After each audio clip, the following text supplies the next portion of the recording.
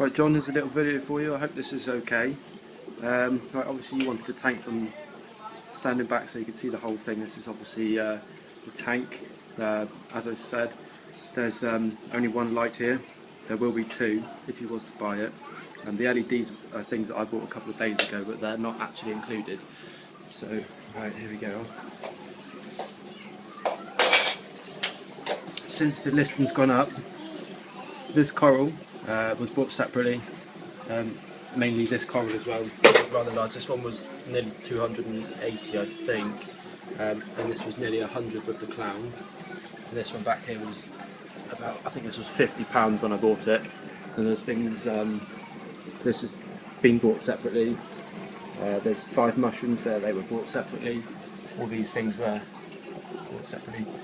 These are the original things that were in the tank, which obviously will be included. Here's your zoas, those will be included in the sale. This was bought separately, but we can see what we can do about that one.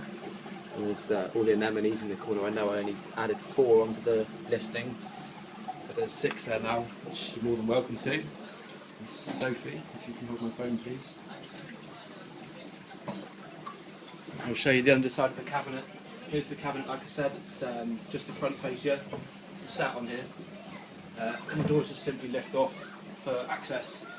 To get inside you have your sump area. This pipe comes from the top of the overflow box, which is up here, runs down the side of the tank and into the sump, through filtration, through your bioballs, into the rock, and all this provides a good buffer system for the tank. In here we've got a return pump, which has got, obviously returns the water back up to the main tank itself.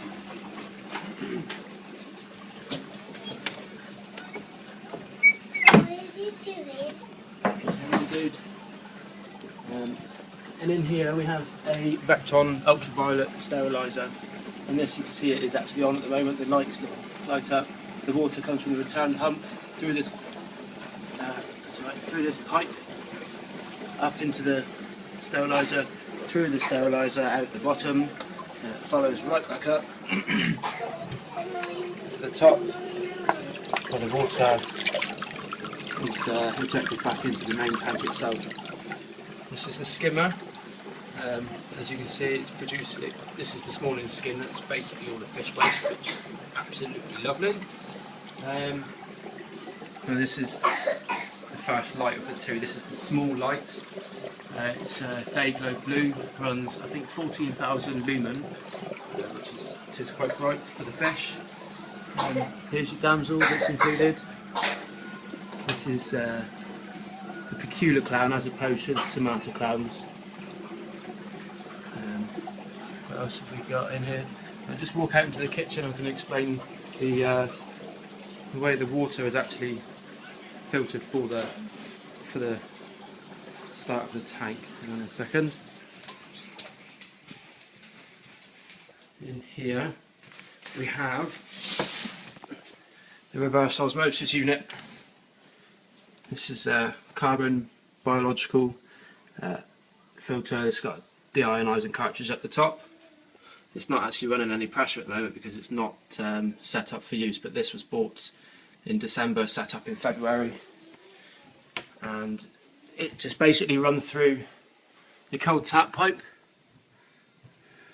into that horse, through the red pipe, and then into your unit. So that's where you get your water from. That's the water that you need for the unit itself. So if there's anything else, obviously that lid was one that I built as when I bought the tank itself. It didn't have a lid on it and it just did not look finished. So hopefully this should be enough for you. But as regards to the side pieces, this was the original sump. As you can see, it's inlet, sump, weird space for rocks and things.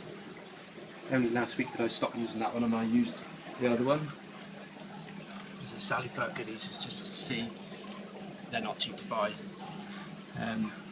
Things like the multi-test, that marine diet, and that master test kit that I bought last week, which you're very welcome to. TDS meter. This tests the amount of total dissolved solids in the water that comes out of the water steriliser. That one still works.